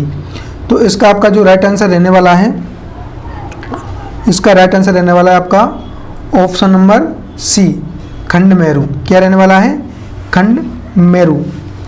ऑप्शन नंबर सी इसका राइट आंसर रहने वाला है। सारंगदेव ने तान रचना के लिए खंडमेरु विधि को अपनाया था। वेरी इंपॉर्टेंट क्वेश्चन है आपका। नेक्स्ट क्वेश्चन है आपका, किस विद्वान के विकृत स्वरों की यह विशेषता थी कि अपने स्थान से हटने पर तो विकृत होता ही था, अपने स्थान पर रहते हुए भी अंतराल बदलने पर विकृत होता था। तो देखिए, किस विद्वान के विकृत स्वरों की यह विशेषता थी? वेरी इंपॉर्टेंट क्वेश्चन है। ऐसे कौन से विद्वान थे जिनके विकृत स्वर ऐसे थे कि वो अपने स्थान पर रहते हुए भी और अपने स्थान से हटने के बाद भी वो विकृत आपके रहते थे? तो इसका जो राइट आंसर आपका रहने वाला है, क्या रहने वाला है? भरत, सारंगदेव, मतंग या फिर भातखंडे। Very important question. तो भरत जी का जो स्वर था वह विकृत, इसी प्रकार की इनकी विशेषता विकृत स्वरों के बारे में मिलती है। किस विद्वान ने अपने सप्तक से गणित के द्वारा 72 मेलों की रचना की? तो वह कौन से विद्वान थे जिन्होंने 72 थाट के बारे में रचना की थी? तो वेरी इंपॉर्टेंट क्वेश्चन है। कौन थे? व्यंकटमुखी। कौन थे? व्यंकटमुखी। इनके जो 72 थाट हैं यह दक्षिणी संगीत में प्रचलन में है, जिसे हमारे यहाँ भातखंडे के 32 थाट प्रचलन में है। उसी प्रकार से व्यंकटमुखी के 72 थाट दक्षिणी संगीत में प्रचलित में है। अब इनमें से इन्होंने 19 थाट को वहाँ पर प्रयोग में लिया हुआ है। जिस प्रकार से भातखंडे जी ने हमारे यहाँ 10 थाटों को प्रयोग में लिया हुआ है, उसी प्रकार से इन्होंने 19 थाटों को दक्षिणी संगीत या कर्नाटक संगीत में प्रयोग में लिया हुआ है। तो इस प्रकार से आप समझ सकते हैं। नेक्स्ट क्वेश्चन है, हिंदुस्तानी स्वर सप्तक से अधिकतम कितने थाटों की रचना हो सकती है? तो देखिए, हिंदुस्तानी या फिर उत्तर भारतीय संगीत एक ही चीज़ है। इसमें कितने थाटों की रचना होती है? तो इसमें होती है आपकी 32 थाटों की रचना। इनमें से 10 थाट अभी मैंने बता दिया, आपका 10 मेल राग वर्गीकरण के अंतर्गत आते हैं। नेक्स्ट क्वेश्चन है, हिंदुस्तानी संगीत में आजकल कितने थाट माने जाते हैं? तो हिंदुस्तानी संगीत में आजकल 10 थाट माने जाते हैं। कितने थाट माने जाते हैं? 10 थाट। वेरी इंपॉर्टेंट क्वेश्चन है आपका। आगे बात करते हैं नेक्स्ट क्वेश्चन के बारे में। हिंदुस्तानी संगीत में किसने थाट वर्गीकरण को प्रचारित किया था? देखिए आपका जो हिंदुस्तानी संगीत है, थाट वर्गीकरण को किसने प्रसारित किया था? तो इसके लिए आपका भातखंडे, विष्णु दिगंबर, मतंग या फिर तानसेन, इनमें से आपको बताना है कि हिंदुस्तानी संगीत में किसने थाट वर्गीकरण को प्रसारित किया था। तो गाइस आपका जो भातखंडे जी हैं, इन्होंने थाट वर्गीकरण को प्रसारित किया था। इसमें उन्होंने 32 थाट रखे थे, लेकिन उसमें से 10 थाटों को प्रचलन में इनके द्वारा लाया गया था। नेक्स्ट क्वेश्चन है, दक्षिणी संगीत में कितने मेल या थाट माने जाते हैं? दक्षिणी संगीत में कितने मेल या थाट माने जाते हैं? 10, 15, 19 या 72? देखिए मैंने अभी बताया था आपका 19 दक्षिणी संगीत में प्रचलन में माने जाते हैं। वेंकटमुखी ने 72 थाटों की रचना की थी, उसमें से 19 को वहाँ पर प्रयोग में लाया गया है।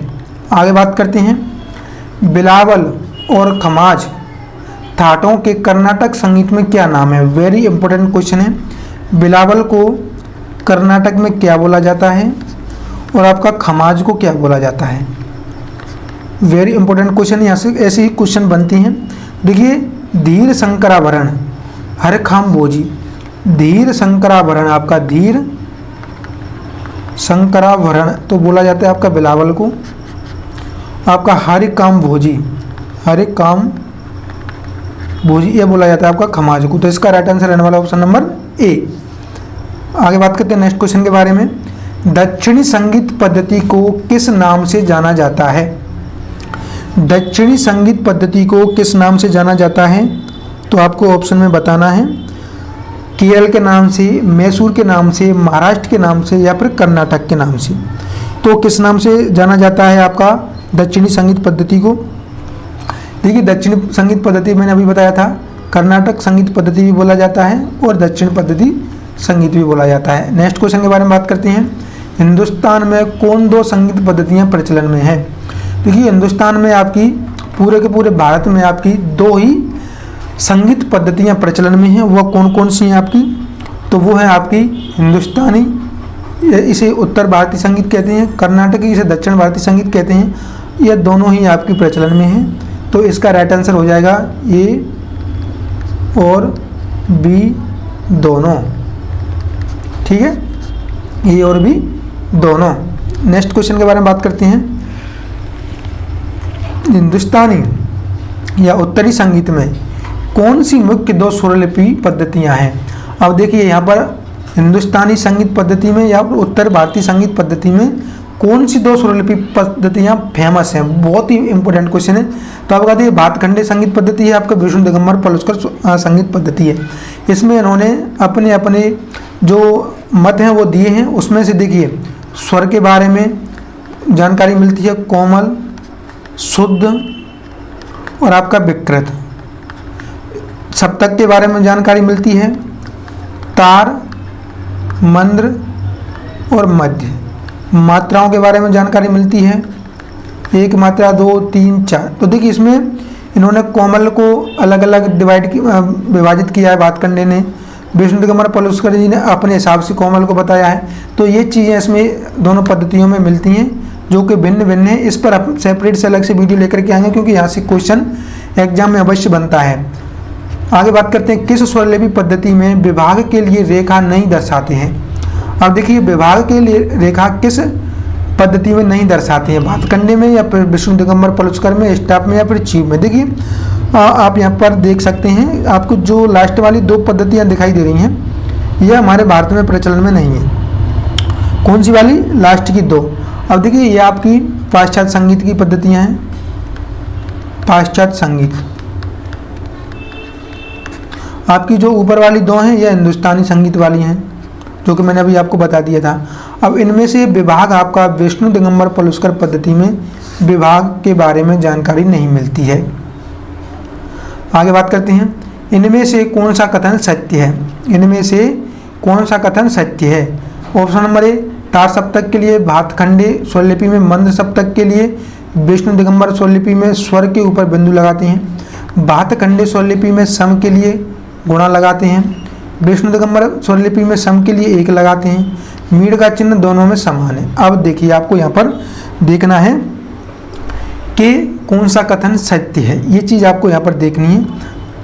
तार सप्तक के लिए भातखंडे स्वरलिपि में, मंद्र सप्तक के लिए विष्णु दिगंबर स्वरलिपि पद्धति में स्वर के ऊपर बिंदु लगाते हैं। यहाँ पर आपका जो सत्य है वह आपका बिल्कुल राइट है। भातखंडे स्वरलिपि में सम के लिए क्रॉस चिन्ह लगाते हैं। सम के लिए क्या लगाते हैं? क्रॉस। जैसा कि आपको मैंने पहले ही बताया था, सम के लिए भातखंडे में क्रॉस लगाते हैं। देखिए ये क्वेश्चन आपका एग्जाम में पूछा हुआ है, तो इसके लिए राइट आंसर बी माना गया है, लेकिन इसमें ऑब्जेक्शन लगा था, तो इसको 1 से भी अधिक हो सकते हैं, तो अपन उस पर चर्चा कर लेंगे लास्ट में। आगे बात करते हैं, चतुर्थदंडी प्रकाशिका के लेखक कौन थे? चतुर्थदंडी प्रकाशिका के लेखक कौन थे? तो इसका राइट आंसर आपका रहने वाला है, चतुर्थदंडी प्रकाशिका के लेखक कौन थे? भरत, सारंगदेव, वेंकटमुखी या फिर सोमनाथ। कौन थे? तो इसके थे आपके वेंकटमुखी।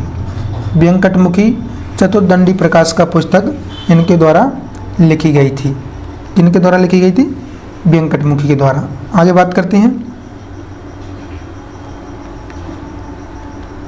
देखिए जो हमारा पिछला क्वेश्चन था 70 नंबर का, इसमें पूछा गया था कि कौन सा कथन सत्य है। तो देखिए इसमें ऑब्जेक्शन लगा था, मैंने अभी आपको बताया था, लेकिन इसमें सभी के सभी जो ऑप्शन है वो सही माने गए हैं और सही भी हैं। लेकिन आपको यहाँ पर जो क्वेश्चन उसमें पेपर में आया था और उसके अकॉर्डिंग जो बोला गया था वी, उस पर मैंने फोकस किया था, लेकिन वैसे ही इस पर ऑब्जेक्शन लगे थे, बहुत सारे स्टूडेंट ने लगाए थे, तो फिर इसको रिजेक्ट कर दिया गया था बाद में, और 4 ही इसमें सही मान लिए गए थे। तो ये चीज़ें छोटी छोटी सी रहती हैं जो कि आपको कंफ्यूज नहीं करना है। फिर बाद में विद्यार्थी कमेंट करके पूछते हैं सर ये आपने ऐसा बता दिया था, तो वो चीज़ें मैं क्लियर करके चल रहा हूँ साथ में। आगे बात करते हैं नेक्स्ट क्वेश्चन के बारे में। मारिपुत्र नगमात के लेखक कौन थे? मारिपुत्र नगमात के लेखक कौन थे? तो ये थे आपके मोहम्मद रजा, राज नवाब अली, बेजू या फिर कोवाल। तो गैस आपका जो मारिपुत्र नगमात जो पुस्तक है इसके लेखक कौन थे? वेरी इंपॉर्टेंट क्वेश्चन है, आपको पता होना चाहिए। तो इसका राइट आंसर रहने वाला आपका राज नवाब अली। कौन थे? राज नवाब अली। आगे बात करते हैं, जयदेव ने कौन सी पुस्तक लिखी है? जयदेव जी के द्वारा कौन सी पुस्तक लिखी गई है? तो आपका जयदेव जी के द्वारा गीत गोविंद पुस्तक को लिखा गया। वेरी इंपॉर्टेंट पुस्तक है गीत गोविंद। नगमात आस्पिकी के लेखक श्रीनिवास हैं। नगमात आस्पिकी के लेखक श्रीनिवास हैं। यहाँ पर यह क्वेश्चन थोड़ा सा गड़बड़ है, इस पर अपन चर्चा अभी नहीं करेंगे, आगे नेक्स्ट क्वेश्चन पर चर्चा करेंगे। निम्न में से किस पुस्तक के लेखक श्रीनिवास हैं? ये क्वेश्चन है, निम्न में से किस पुस्तक के लेखक श्रीनिवास हैं? यह क्वेश्चन आपको यहाँ पर क्वेश्चन ही समझ में नहीं आ रहा। नगमात आस्पिकी के लेखक श्रीनिवास हैं, तो ये क्वेश्चन रॉन्ग है। नेक्स्ट क्वेश्चन पर चर्चा करते हैं। निम्न में से किस पुस्तक के लेखक श्रीनिवास हैं? देखिए नाट्यशास्त्र, राग दर्पण, राग तत्व विबोध या फिर गीता। तो श्रीनिवास जी के द्वारा कौन सी पुस्तक लिखी गई है? राग तत्व विबोध। श्रीनिवास जी के द्वारा कौन सी पुस्तक लिखी गई है? राग तत्व विबोध। नेक्स्ट क्वेश्चन पर चर्चा करते हैं। आईने अकबरी के रचयिता कौन थे? आईने अकबरी के रचयिता कौन थे? तो आईने अकबरी पुस्तक आपकी लिखी गई थी अकबर जी के द्वारा। ठीक है, नेक्स्ट क्वेश्चन पर चर्चा करते हैं। राग प्रवेश के लेखक कौन है? वेरी इंपॉर्टेंट क्वेश्चन है। राग प्रवेश के लेखक कौन है? विष्णु दिगंबर पलुस्कर, विष्णु नारायण भातखंडे, डी.बी. पलुस्कर या फिर बी.एन. पटवर्धन। तो इसमें से आपको देखना है कि राग प्रवेश के लेखक कौन थे। तो ये थे आपके विष्णु दिगंबर पलुस्कर जी। राग प्रवेश पुस्तक किसने लिखी थी? विष्णु दिगंबर पलुस्कर जी ने। नेक्स्ट क्वेश्चन हमारा, 6 भागों में क्रमिक पुस्तक मालिका के लेखक कौन है? 6 भागों में जो क्रमिक पुस्तक मालिका लिखी गई है उसके लेखक कौन है? तो क्रमिक मालिका पुस्तक के लेखक हैं आपके बी.एन. भातखंडे, यानी कि विष्णु नारायण भातखंडे जी हैं आपके क्रमिक पुस्तक मालिका के। ये आपकी 6 भागों में लिखी गई है। नेक्स्ट क्वेश्चन है पंडित ओंकारनाथ ठाकुर ने कौन सा ग्रंथ लिखा है? तो पंडित ओंकारनाथ ठाकुर ने आपका कौन सा ग्रंथ लिखा है? संगीतांजलि, गीतांजलि, चिंतामणि या राग परिचय? तो देखिए ओंकारनाथ ठाकुर की फेमस बुक है आपकी संगीतांजलि। कौन सी है? संगीतांजलि। इसका राइट आंसर रहने वाला ऑप्शन नंबर ए। गाइस अगर आपको क्वेश्चन अच्छे लग रहे हों और आपके एग्जाम के दृष्टिकोण से महत्वपूर्ण हो तो इस सेशन को लाइक करिए और इसे अपने सभी फ्रेंडों में शेयर जरूर करिए। जितने भी आपके टेलीग्राम व्हाट्सएप ग्रुप हैं सभी में इसको शेयर कर दीजिए। तानपुरे के प्रथम तार को किस स्वर से मिलाते हैं? तानपुरे के प्रथम तार को किस स्वर से मिलाते हैं? मंद्र म से, मंद्र प से, मंद्र नी से या फिर क्रमशः तीनों से? अब आपको यहाँ पर देखना है तानपुरे का जो पहला तार होता है उसे किस स्वर से मिलाते हैं? तो देखिए मंद्र म से मिलाते हैं। अगर मंद्र म किसी राग में वर्जित होता है तो उसे मंद्र प से मिलाते हैं। अगर ये मंद्र म और मंद्र प दोनों ही वर्जित होते हैं तो मंद्र नी से मिलाते हैं। तो इस प्रकार से आपका तानपुरे का जो पहला तार है उसको स्वर से मिलाया जाता है। तानपुरे में स्वतः उत्पन्न होने वाले नाद को क्या कहते हैं? तानपुरे में स्वतः उत्पन्न होने वाले नाद को क्या कहते हैं? तो गैस इसे बोला जाता है आपका सहायक नाद। क्या बोला जाता है? सहायक नाद। इसे स्वयंभू स्वर भी बोला जाता है। स्वयंभू स्वर भी इसको बोला जाता है। अब देखिए यहाँ से बनता है आपका जो पंचम है इससे कौन से सहायक नाद उत्पन्न होते हैं? तो देखिए नी, निषाद और आपका ऋषभ। अब यहाँ पर बात करते हैं षडज से। तो षडज से आपका गंधार उत्पन्न होता है और आपका म से जो आपका मंद्र म है उससे आपका पंचम और दैवत स्वयं उत्पन्न होते हैं। अगर किसी तार को आपका मंद्र प पर मिलाते हैं तो नी रे स्वयं उत्पन्न होते हैं। मंद्र सा पर मिलाते हैं तो ग उत्पन्न होता है। मंद्र म पर मिलाते हैं तो प ध, यह सहायक नाद हैं, यह स्वयं ही उत्पन्न होते हैं। इन्हें स्वयंभू स्वर बोला जाता है। तानपुरे के मंद्र प सा से कौन सा सहायक नाद स्पष्ट सुनाई पड़ती है? अब देखिए वही क्वेश्चन आ गया। मंद्र प और मंद्र सा से कौन से नाद आपके स्पष्ट सुनाई देते हैं? तो देखिए मैंने अभी आपको यहाँ पर बताया है कि आपका प से आपका नीरे और स से आपका ग। तो आप यहाँ पर देख सकते हैं प से आपका नीरे तो नी नहीं ऑप्शन में रे है और सा से आपका ग। तो यहाँ पर रे ग ऑप्शन आपका ए सही हो जाएगा। रे और ग आपका यहाँ पर स्वयंभू स्वर हैं, स्वयं उत्पन्न होते हैं। नेक्स्ट क्वेश्चन हमारा गायन में किस विधा में तानसेन प्रवीण थे? देखिए गायन की किस विधा में तानसेन प्रवीण थे, यानी कि उन्हें सबसे ज़्यादा प्रसिद्धि किस गायकी में मिली थी तानसेन जी को? तो देखिए ख्याल में, ध्रुपद में, ठुमरी में या फिर तराना में? तो तानसेन जी आपके ध्रुपद गायकी के लिए बहुत ही ज़्यादा फेमस थे। किस गायकी के लिए थे? ध्रुपद गायकी के लिए। अब देखिए यहाँ पर क्वेश्चन यहाँ पर बन सकता है कि ध्रुपद के जनक कौन थे, यानी कि ध्रुपद गायकी का निर्माण किसने किया था? तो ये थे आपके मानसिंह तोमर। कौन थे? मानसिंह तोमर, या ग्वालियर के राजा थे। इनके द्वारा पुस्तक लिखी गई थी मान कुतूहल पुस्तक लिखी गई थी। इसी के बारे में ध्रुपद के बारे में इसी पुस्तक में पूरी की पूरी जानकारी मिलती है। आगे बात करते हैं दक्षिणी संगीत में शुद्ध स्वर सप्तक का क्या नाम है? तो देखिए दक्षिणी संगीत में शुद्ध स्वर सप्तक कौन सा है? तो आपका यह रहने वाला ऑप्शन नंबर 1 कनकांगी। अब देखिए कनकांगी आपका दक्षिणी संगीत पद्धति में शुद्ध है, लेकिन इसे उत्तर भारतीय संगीत में किस सप्तक के समान माना जाता है? तो इसे माना जाता है आपका आसावरी। जो हमारा यहाँ का आसावरी है वो वहाँ दक्षिणी संगीत में वो उसे कनकांगी के नाम से जाना जाता है।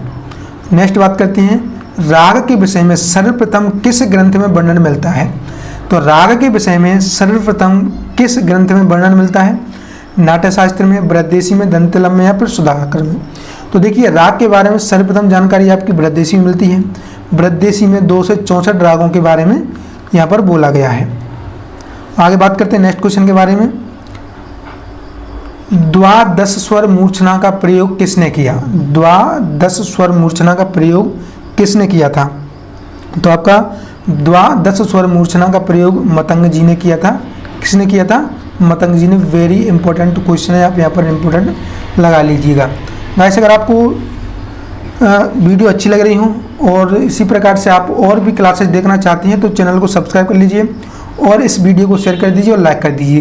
देखिए, आपका एक लाइक हमें मोटिवेट करता है, हमें ये महसूस होता है कि आपको हमारे द्वारा जो कंटेंट प्रोवाइड किया जा रहा है वह आपके लिए यूजफुल है, जिससे हमें और भी प्रेरणा मिलती है कि हम और भी आगे अच्छा कुछ करें। देखिए, आगे नेक्स्ट क्वेश्चन पर चर्चा करते हैं। सारंगदेव ने कितने विकृत स्वरों का उल्लेख किया है? सारंगदेव ने कितने विकृत स्वरों का उल्लेख किया है? तो सारंगदेव जी ने 2, 5, 7 या फिर 12। तो सारंगदेव जी ने कितने विकृत स्वरों का उल्लेख किया है? आपका 12। 7 शुद्ध, 12 विकृत, टोटल 19 स्वर के बारे में जानकारी मिलती है सारंगदेव जी के द्वारा। किसके द्वारा मिलती है? सारंगदेव जी के द्वारा। आगे बात करते हैं नेक्स्ट क्वेश्चन के बारे में। दक्षिणी ताल पद्धति में कितनी मात्रा बदल सकती हैं?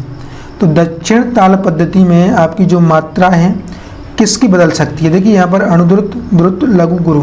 अब यहाँ पर आप देख सकते हैं कि आपकी अनुद्रुत होता है, द्रुत होता है, लघु होता है और गुरु होता है। लेकिन इसमें जो आपकी लघु है, ऑप्शन नंबर सी, इसकी मात्राएं बदल सकती हैं। इसकी मात्राएं क्यों बदल सकती हैं? क्योंकि इसके 5 भेद हैं। दक्षिण संगीत पद्धति में लघु की मात्रा बदल सकती है। इसके 5 भेद हैं। कौन कौन से हैं? चतस्त्र, त्रस्त्र, मिश्र, खंड, आपका संकीर्ण।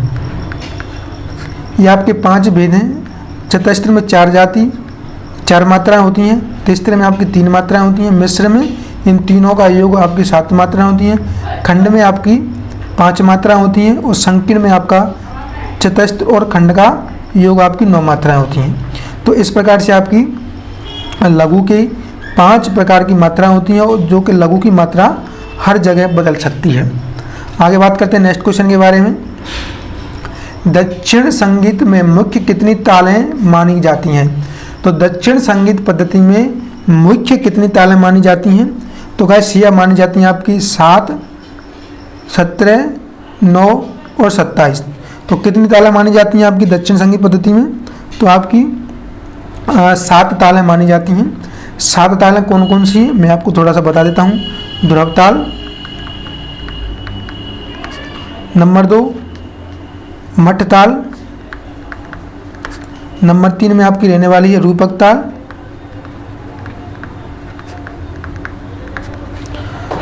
नंबर 4 में आपकी रहने वाली है जप ताल,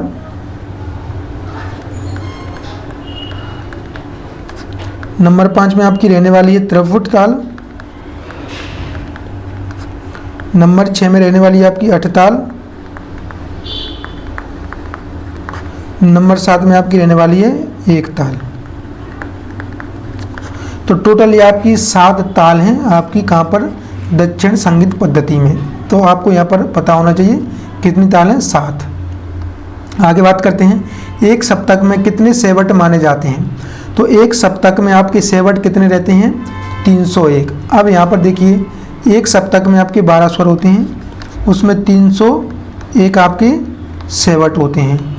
अब वहीं पर ये भी पूछा जा सकता है कि एक सप्तक में आपके 12 स्वर होते हैं लेकिन उसमें सेंट कितने होते हैं? तो देखिए, सेंट होते हैं आपके 1200। सेंट की संख्या कितनी होती है आपकी? 1200। अब यहीं पर आपका सेंट और सेवट का कॉन्सेप्ट क्लियर हो जाता है। आगे बात करते हैं नेक्स्ट क्वेश्चन के बारे में। तानपुरे से उत्पन्न सहायक नाद ध की आंदोलन संख्या क्या होगी? तानपुरे से उत्पन्न सहायक नाद ध की आंदोलन संख्या क्या होगी? तो देखिए, जो आपका धा है, देहवत है, देहवत की आंदोलन संख्या कितनी होती है आपको यहाँ पर पता होना चाहिए। देहवत की आंदोलन संख्या रहती है आपकी 400। कितनी रहती है? 400। आगे बात करते हैं नेक्स्ट क्वेश्चन के बारे में। भातखंडे जी ने देहवत की आंदोलन संख्या क्या बताई है? तो भातखंडे जी के अनुसार देहवत की आंदोलन संख्या क्या है? देहवत की यानी कि धा की आंदोलन संख्या क्या है आपकी? ये भातखंडे जी के अकॉर्डिंग है। वो आपका तानपुरे या फिर दक्षिणी पद्धति के अकॉर्डिंग था। तो यहाँ पर भातखंडे जी ने आपकी जो देवता की संख्या मानी है 405। कितनी मानी है? 405। ऑप्शन नंबर बी इसका राइट आंसर रहने वाला है। नेक्स्ट बात करते हैं, प्राचीन काल में ध्रुपद गायकों को क्या कहा जाता था? तो देखिए प्राचीन काल में ध्रुपद गायकों को क्या कहा जाता था? इसमें भरत, मतंग, कोहिल या फिर मानसी, लेकिन यहाँ पर यह क्वेश्चन रॉन्ग है, या फिर आप इसे ऐसे घुमा सकते हैं कि प्राचीन काल में ध्रुपद का निर्माण किसने किया था, ऐसे भी कह सकते हैं। अगर आप प्राचीन काल में ध्रुपद गायकों को क्या कहा जाता था, तो इसका राइट आंसर है आपका कलावंत। क्या कहा जाता था? कलावंत। प्राचीन काल में ध्रुपद गायकों को कलावंत कहा जाता था। ध्रुपद का आविष्कार मानसिंह जी ने किया था, जो कि मैंने आपको ऑलरेडी बता दिया है, तो आप इस क्वेश्चन को मॉडिफाई कर सकते हैं। नेक्स्ट क्वेश्चन के बारे में बात करते हैं, प्राचीन काल में ध्रुपद गायकों को क्या कहा जाता? देखिए क्वेश्चन ये है आपका, यहाँ पर ऑप्शन है गायक, नायक, कलावंत या कुछ नहीं, तो इसका राइट आंसर रहने वाला है ऑप्शन नंबर सी, कलावंत। क्या रहने वाला है? ऑप्शन नंबर सी, कलावंत। आगे बात करते हैं, ध्रुपद का आविष्कार किसने किया? ध्रुपद का आविष्कार किसने किया था? तो मानसिंह जी ने। देखिए जो टाइपिस्ट होते हैं उनसे थोड़ी बहुत गलती हो जाती है, लेकिन आपको इस प्रकार की गलतियों को माइंड नहीं करना है। जो भी गलती होती है अपन उसको कॉम्प्रोमाइज़ करते हुए चलेंगे, ठीक है। आगे बात करते हैं नेक्स्ट क्वेश्चन के बारे में, ध्रुपद गायकी में किस चीज़ का प्रयोग नहीं किया जाता है? ध्रुपद गायकी में किस चीज़ का प्रयोग नहीं किया जाता है? तो आलाप का, तान का, गमक का, फिर मीड़ का।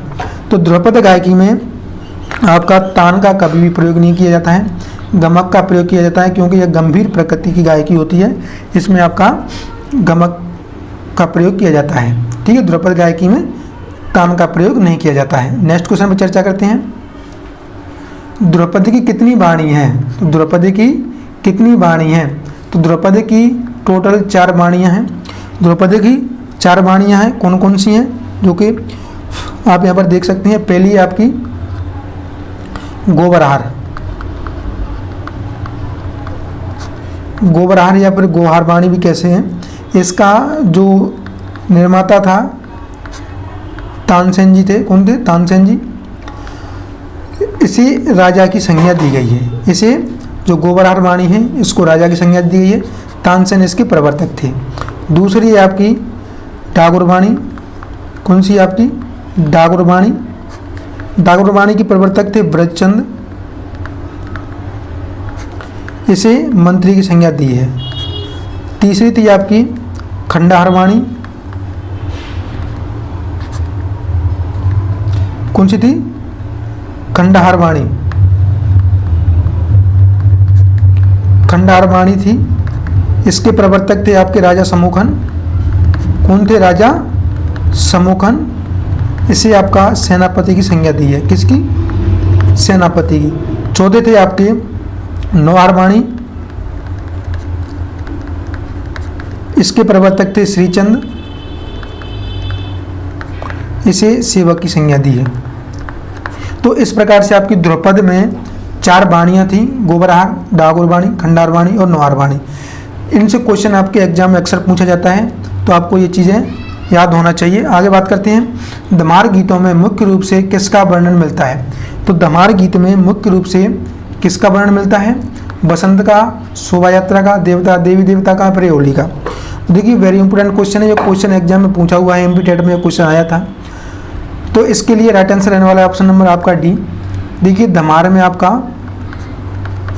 होली का वर्णन मिलता है और राधा कृष्ण की लीलाओं का भी वर्णन मिलता है। किसका मिलता है? होली का वर्णन मिलता है और राधा कृष्ण की लीलाओं का भी वर्णन मिलता है। आगे बात करते हैं, दमार गीत के साथ कौन सी ताल प्रयोग में लाई जाती है?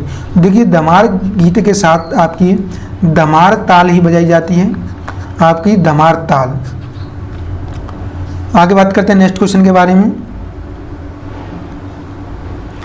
किस गीत को अंत में द्रुत कैरवा ताल में गाते हैं? किस गीत को कैरवा ताल में गाया जाता है? तो देखिए कैरवा ताल आपकी कैसी ताल है? चंचल प्रकृति की ताल है। अब इसमें चंचल प्रकृति की गायन शैली को ही इसमें गाया बजाया जाएगा, तो इसके लिए राइट आंसर आपका रहने वाला है ऑप्शन नंबर बी। ठुमरी को आपका कैरवा ताल में गाया बजाया जाता है, ठीक है। कैरवा ताल में आपका लग्गी लड़ी भी बहुत बजाई जाती है। अगर ऑप्शन में वो रहेगा तो उस पर भी आप लगा सकते हैं। अगर ऑप्शन के अकॉर्डिंग आपको क्वेश्चन को देखते हुए चलना है। आगे बात करते हैं नेक्स्ट क्वेश्चन के बारे में। किस वेद में संगीत सामग्री मिलती है? तो संगीत सामग्री सर्वाधिक किस वेद में मिलती है? तो गाइस आपकी सर्वाधिक जो संगीत सामग्री मिलती है वो सामवेद में मिलती है। सामवेद को संगीत का वेद भी कहा जाता है। संगीत का वेद कौन सा है आपका? सामवेद। अब देखिए ऋग्वेद में सामवेद के बाद जानकारी सर्वाधिक जानकारी मिलती है। ऋग्वेद में सामवेद के बाद दूसरे नंबर पर है ऋग्वेद। नेक्स्ट क्वेश्चन पर चर्चा करते हैं। नेक्स्ट क्वेश्चन रहने वाला है हमारा, वैदिक काल में सभी तंत्री वाद्यों को क्या कहते थे? तो वैदिक काल में सभी तंत्री वाद्यों को क्या कहते थे? बाण, वीणा, कुतुब या फिर तन्नी। तो वैदिक काल में तंत्री वाद्यों को क्या बोला जाता था? देखिए वीणा सर्वप्रथम आपका वीणा ही था, उसके बाद और कुछ भी नहीं था, जो कि तार वाला वाद्य था।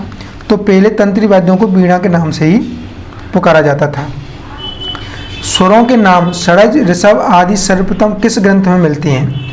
स्वरों के बारे में सर्वप्रथम जानकारी किस ग्रंथ से मिलती है? तो देखिए संगीत विबोध में स्वरों के नाम षड्ज, ऋषभ यह जानकारी मिलती है राग विबोध से। आगे बात करते हैं, राग रागनी वर्गीकरण के रचयिता कौन थे? आप देखिए यहाँ पर आपका जो ऑप्शन क्वेश्चन नंबर 105 है, इसमें राग रागनी वर्गीकरण के रचयिता कौन थे, लेकिन आपका ऑप्शन किस प्रकार से?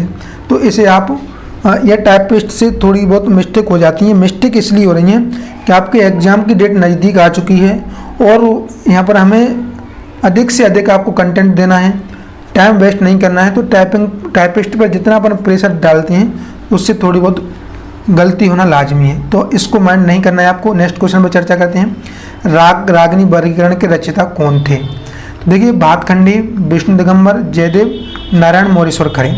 तो रागांग वर्गीकरण के रचयिता कौन थे? नारायण मोरेश्वर खरे। रागांग वर्गीकरण के रचयिता कौन थे? नारायण मोरेश्वर खरे। ठीक है, आगे बात करते हैं नेक्स्ट क्वेश्चन के बारे में। नेक्स्ट क्वेश्चन हमारा रहने वाला कुछ इस प्रकार से,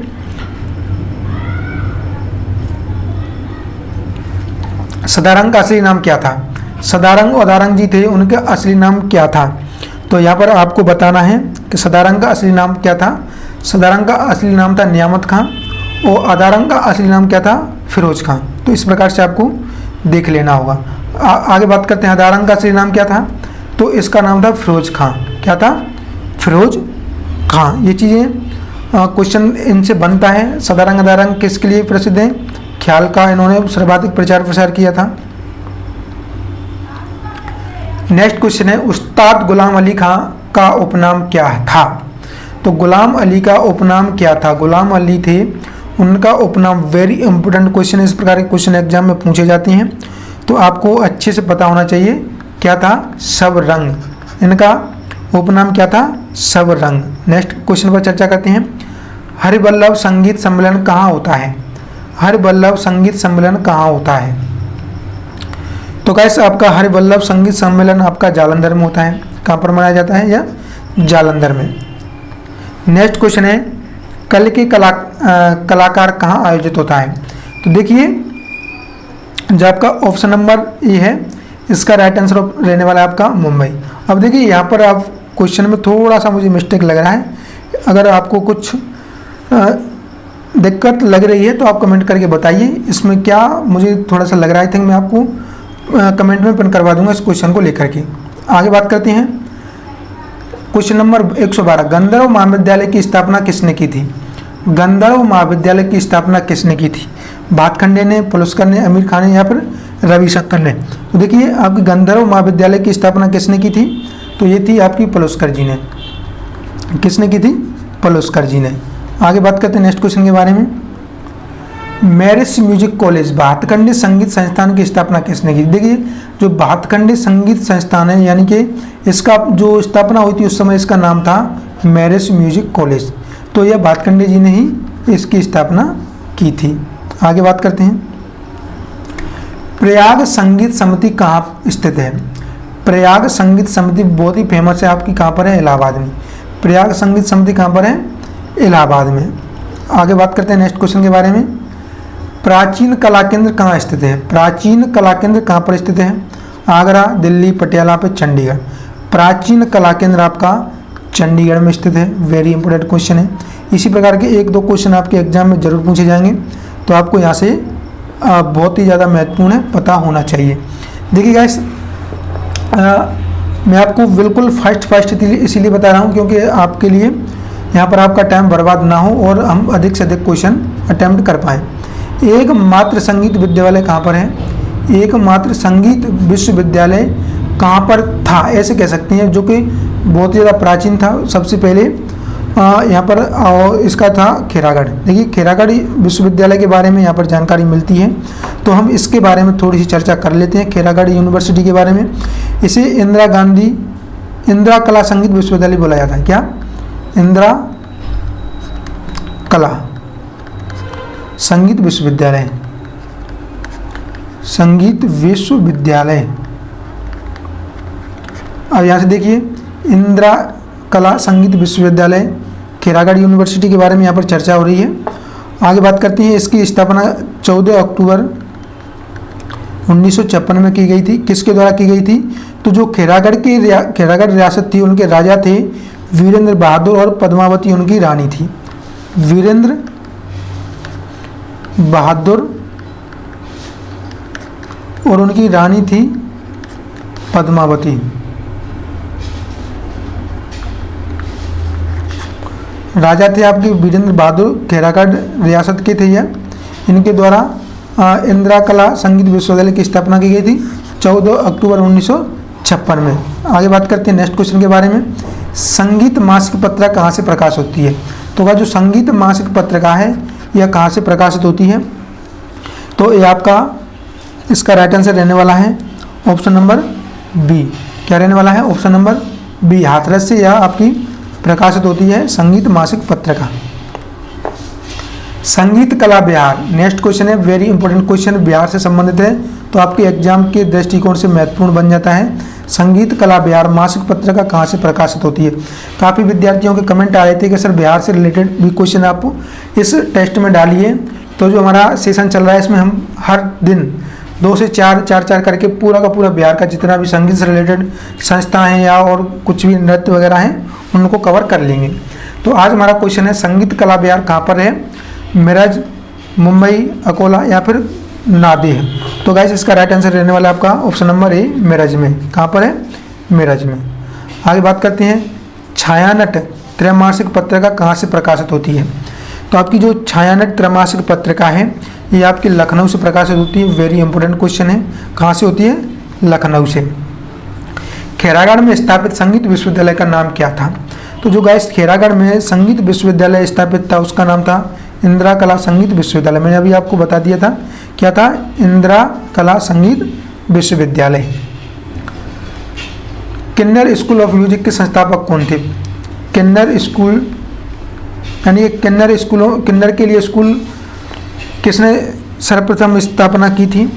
म्यूजिक के लिए बात हो रही है। वैसे तो बहुत सारे किन्नर स्कूल हैं, लेकिन म्यूजिक के बारे में सर्वप्रथम आपके रविशंकर जी के द्वारा यह स्थापना की गई थी। स्थापना इसकी कब की गई थी? किन्नर ऑफ म्यूजिक स्कूल की आपकी 1962 में।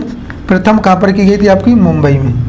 कहाँ पर की गई थी? मुंबई में। देखिए, पहली शाखा थी, इसके बाद उन्होंने दूसरी शाखा, इन्होंने किन्नर स्कूल ऑफ म्यूजिक की दूसरी शाखा अमेरिका में खोली थी। कहाँ पर खोली थी? अमेरिका।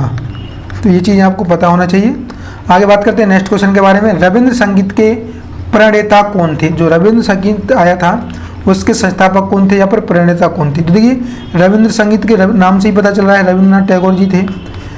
रविंद्र संगीत को लेकर के रविंद्रनाथ टैगोर जी इसको लेकर के आए थे। आगे, रविंद्रनाथ टैगोर द्वारा रचित स्वरलिपि का नाम क्या था?